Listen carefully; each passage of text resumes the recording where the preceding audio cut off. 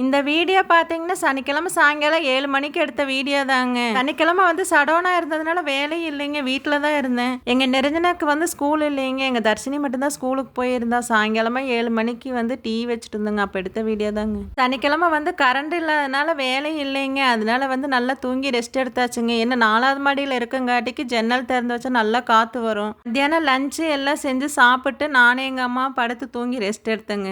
Night டின்னருக்கு தான் என்ன சமைக்கிறதுன்னு தெரியலைங்க. இட்லி மாவும் இல்லை. கடையில் வாங்கினாலும் பிடிக்காது. அம்மாக்கெல்லாம் சுத்தமாகவே பிடிக்காதுங்க. நாளைக்கு ஞாயிற்றுக்கிழமை ஊற வச்சு ஆட்டணுங்க. ஞாயிற்றுக்கிழமை வந்து அம்மாவோட அம்மாவுக்கு வந்து அவ்வாவுக்கு வந்து சாமி கும்பிட்றாங்க. போயிட்டு வந்துட்டு தாங்க ஊற வச்சு ஆட்டணும். சனிக்கிழமை வந்து எங்கள் தர்ஷினிக்கு வந்து பிறந்த நாளுங்க. கேக்கெல்லாம் ஒன்றும் வேண்டான்னு சொல்லிட்டான். கேசரி பாயசம் எதுவுமே எங்கள் தர்ஷினி சாப்பிட மாட்டேங்கிறாங்க. எங்கள் நிரஞ்சனா வந்து எல்லாமே சாப்பிட்டுக்குவாளுங்க. எங்கள் நிரஞ்சனா வந்து எல்லாமே சாப்பிட்டுக்குவாளுங்க. எங்கள் தர்ஷினி வந்து அதுக்கு நேர் ஆப்போசிட்டுங்க. எதுவுமே இது வேண்டாம் அது வேண்டாமான்னு எதுவுமே சாப்பிட மாட்டேங்கிறாளுங்க. ஞாயிற்றுக்கிழமை வந்து சிக்கன் மட்டன் எடுத்தாலுமே வந்து அவளுக்கு தனியாக தாங்க எடுக்கணும். சிக்கன் எடுத்து கிரேவி பண்ணி குழம்பு வச்சாலும் சாப்பிட மாட்டாளுங்க. சிக்கன் குழம்பு வச்சாலும் சாப்பிட மாட்டான்.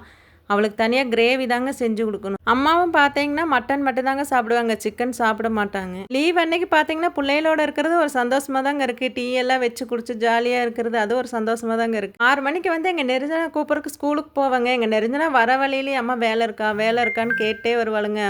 வேலை இருக்குது தங்க போகணும் அப்படின்னா, என்னம்மா வேலை இருக்குது வீட்டில் இருங்கம்மா 6 மணிக்கு மேலே அப்படின்னு சொல்லி சொல்லுவாளுங்க. வீட்டில் இருந்தால் யார் தங்க சாப்பாடு கொடுப்பாங்க அப்படின்னு கேட்டால் கம்முன்னு வருவாளுங்க. டீ வச்சுட்டு இந்தெல்லாம் வந்தாங்க. ஹாலுக்கு வந்தேன். அதுக்குள்ளே வந்து டீ வந்து பொங்கிருச்சுங்க.